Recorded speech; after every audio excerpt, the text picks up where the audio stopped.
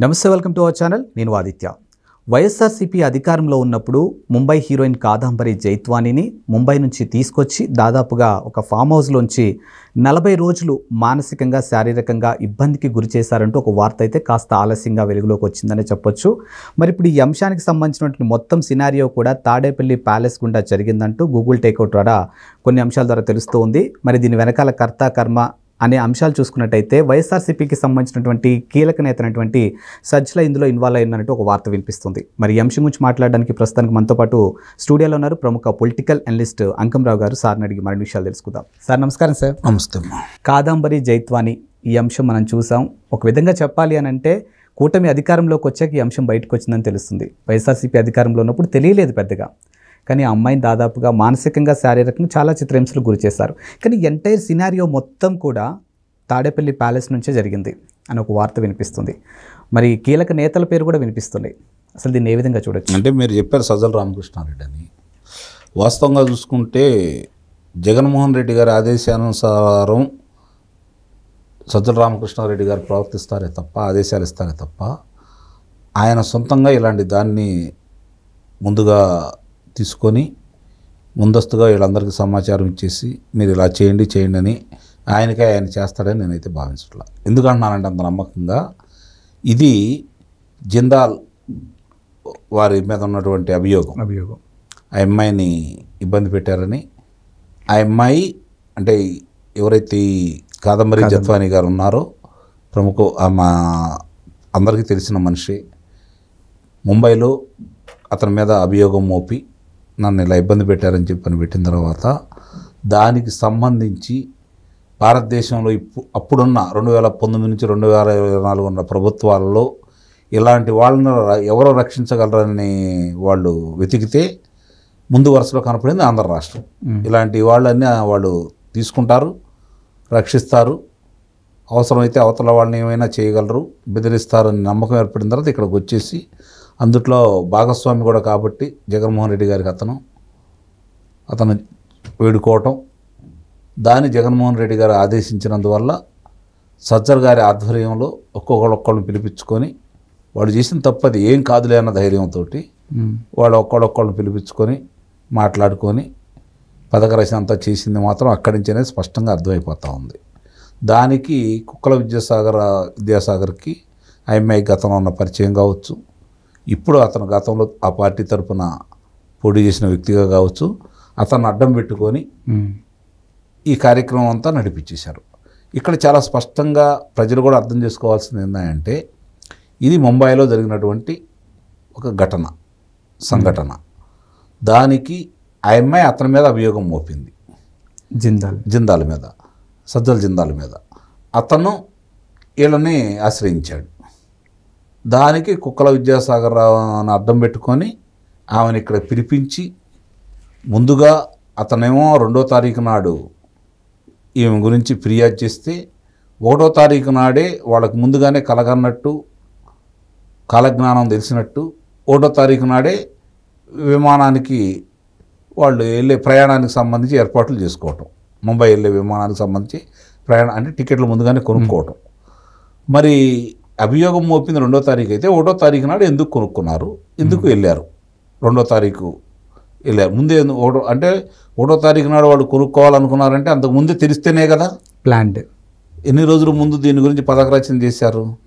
ఇప్పుడు Google takeout ద్వారా ఈ ఐపీఎస్ అధికారులు ఎన్నిసార్లు విద్యాసాగర్ తోటి మాట్లాడారు, లేదా సజ్జల రామకృష్ణారెడ్డితో మాట్లాడారు, ఇవన్నీ కూడా బయటకు వస్తూనే ఉన్నాయి. కాబట్టి ఈరోజు చాలా స్పష్టంగా కనపడతానే ఉన్నది మనకి. ఇది జగన్మోహన్ రెడ్డి గారి ఆదేశానుసారం నాకు తెలిసినంత వరకు దీనిలో చాలా ఎక్కువ ధనం చేతులు మారిందని అయితే నేను భావిస్తున్నాను.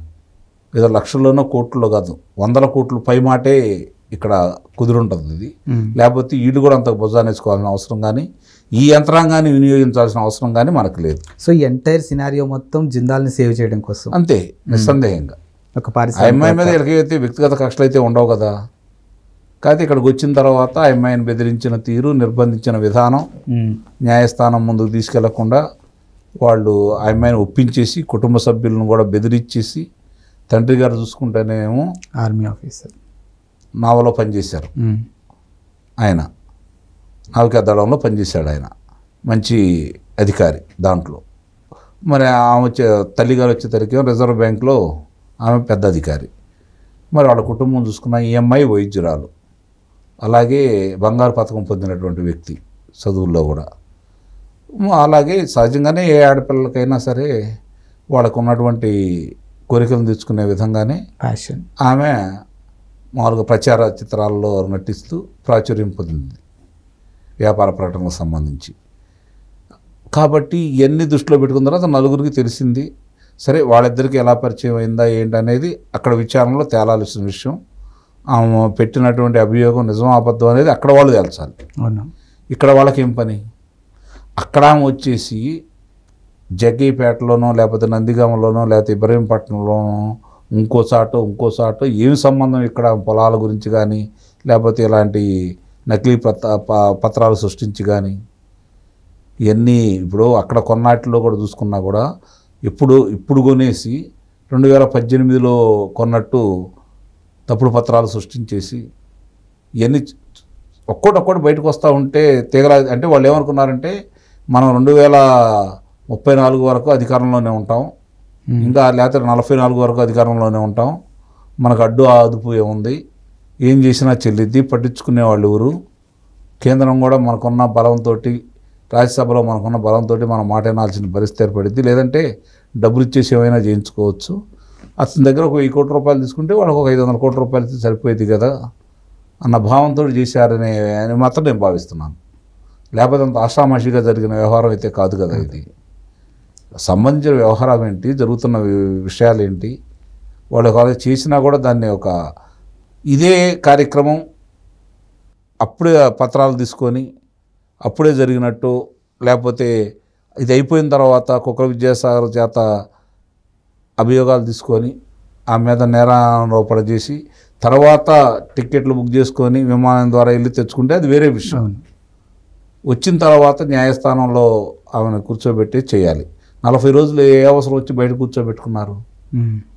ఇది కదా ఈరోజు అందరికీ ప్రశ్నిస్తున్నటువంటి మాట. అంటే బెదిరించేసి బలవంతంగా ఆ అమ్మాయి చేత తను ఇచ్చినటువంటి అభియోగాన్ని వెనక్కి తీసుకునే విధంగా చేశారు. ఇప్పుడు ఆ అమ్మాయి మళ్ళీ బయటకు వచ్చి చెబుతోంది, ఎందుకంటే ప్రభుత్వం మారింది కాబట్టి. మరి ఆ విషయాలన్నీ చెబుతూ ఉంటే ఒక ఆడమనిషి అయినటువంటి అధికారి ఆమెను పొట్టలో తన్నిందని ఇప్పుడు బయటకు వస్తూ ఉంది. అంటే చాలా కర్కశంగా క్రూరంగా ఆమె మీద ఆమెని ఇబ్బంది పెట్టారు.